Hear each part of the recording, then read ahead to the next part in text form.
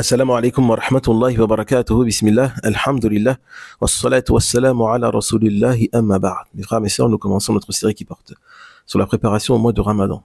Une occasion à ne pas manquer. Mes frères, mes sœurs, tout le monde connaît cette sensation désagréable lorsqu'une occasion est manquée. Nous ressentons telle une dépréciation de nous-mêmes, de notre propre personne, ou même un dégoût pour certains. Et donc, comme à mon habitude, nous allons partir d'un exemple palpable que nous pouvons ressentir à l'aide de nos sens pour comprendre ce qui relève de l'invisible du divin. Dans un premier temps, je vais essayer de vous faire ressentir ces sensations d'amertume, Inch'Allah. Donc certains frères, par exemple, vont demander la main d'une sœur, ou bien souhaitent demander la main d'une sœur. Une sœur qui possède toutes les caractéristiques physiques ou religieuses que ce frère désire, auxquelles il aspire, totalement en adéquation avec ses souhaits. Mais il est dans l'hésitation, il hésite. Plusieurs semaines. Pourquoi ? Parce qu'il se dit peut-être que la famille va refuser, ou peut-être il se dit que peut-être que la sœur n'est pas prête à se marier tout court. Et donc dans son hésitation, notre frère qui s'avance, qui va demander la main, et voilà, la sœur accepte. Et donc, à votre avis, que ressent cette personne ? Que ressent ce frère qui a manqué cette opportunité unique pour lui à ses yeux, car elle possédait toutes les caractéristiques qu'il désirait ? Que ressent-il à votre avis ? Bien sûr, il ressent de l'amertume, de la tristesse, même du regret. Et peut-être même qu'il la verra marcher dans son quartier avec son nouvel époux, car peut-être qu'il vivra dans le même quartier que lui, ce qui va lui ajouter amertume sur amertume. Très bien. À l'aide de cet exemple, je pense que vous commencez à ressentir la sensation que nous devons ressentir lorsqu'une occasion est manquée. Je poursuis. Un autre exemple. Par exemple, dans le commerce. Lorsqu'une occasion en or se présente à nous dans le commerce, d'investir, ou bien un partenariat qui se présente. Un partenariat qui représente des milliers ou bien des centaines de milliers, voire des millions d'euros.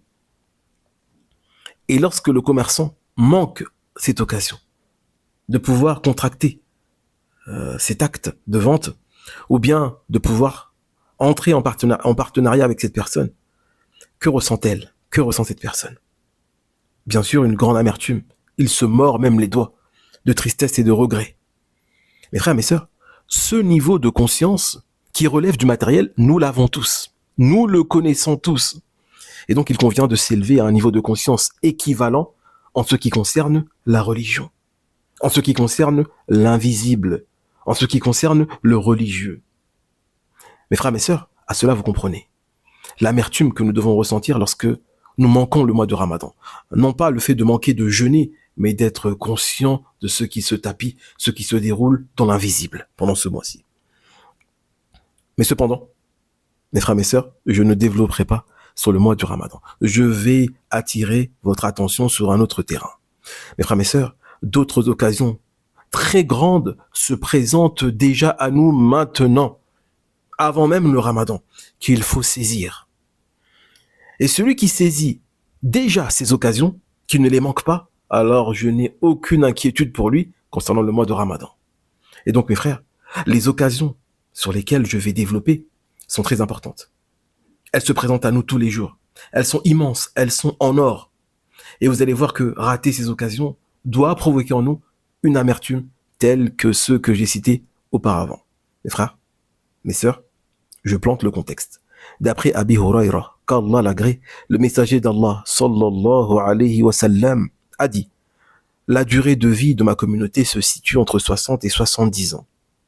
Et peu d'entre eux dépassent cet âge. » Rapporté par Al-Hakim, qui l'a authentifié, et Al-Zahabi, qui était d'accord avec lui. Le sens de ce hadith est que la majorité des membres de cette communauté vivent entre 60 et 70 ans maximum. Et très peu vont dépasser ces tranches. Subhanallah.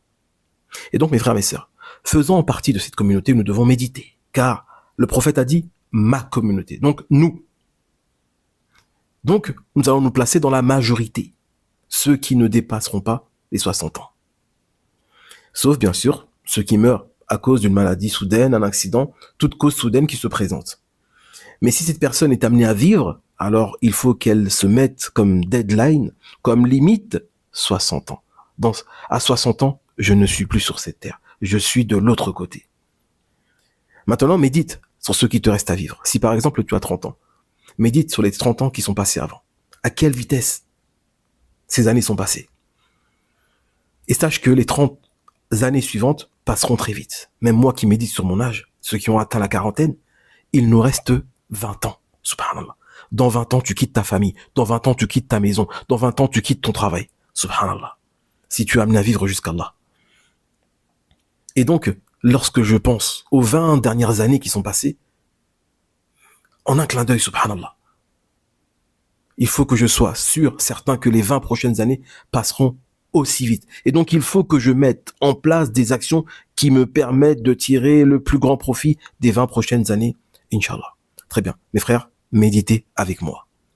Sachez que si nous sommes amenés à vivre 60 ans, il ne faut pas oublier que nous dormons à peu près 8 heures par jour. C'est la moyenne. Les gens dorment 8 heures par jour. Et sachez que 8 heures sur 60 ans, nous arrivons à peu près à 20 ans. Donc, nous passons 20 ans à dormir. Si tu vis 60 ans, tu sais que tu as dormi pendant à peu près 20 ans de ta vie. Subhanallah. Donc, il te reste 40 ans où tu es éveillé. Dans ces 40 ans, si nous observons les gens, nous voyons que la plupart des gens passent à peu près 8 heures à l'école lorsqu'ils sont jeunes et 8 heures au travail lorsqu'ils sont plus âgés. Et donc, 8 heures sur 60 ans, ça fait 20 ans. Donc, nous passons à peu près 20 ans à dormir, 20 ans à travailler et à étudier. Subhanallah. Il reste 20 ans.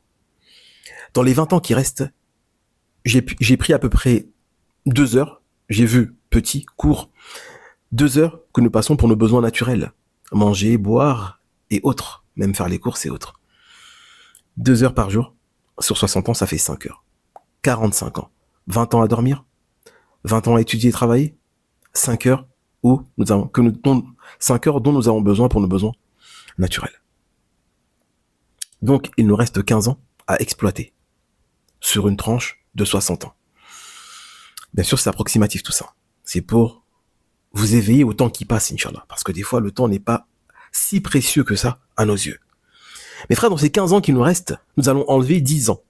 10 ans de ta vie où tu es dans la puberté. Ou, je vais dire plutôt 10 ans de ta vie avant la puberté. De 0 à 10 ans, ou à 11 ans, à 12 ans que nous allons enlever. Tu n'es même pas conscient de ce qui se passe. Tu t'amuses, tu ne comprends pas la vie, ta raison n'est pas assez développée, subhanallah. Donc si nous retranchons ces 10 ans, il nous reste à peu près 5 ans, voire moins, où nous sommes réellement conscients, nous avons le temps d'adorer Allah, subhanahu wa ta'ala. À cela, vous comprenez l'importance de prendre conscience, d'élever notre niveau de conscience concernant le temps qui passe. C'est un don précieux.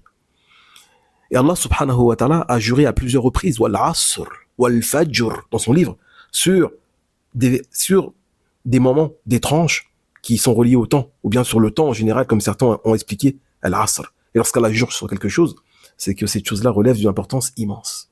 Donc le temps est très important. Et il court. Et nous avons un temps très court qui nous est imparti.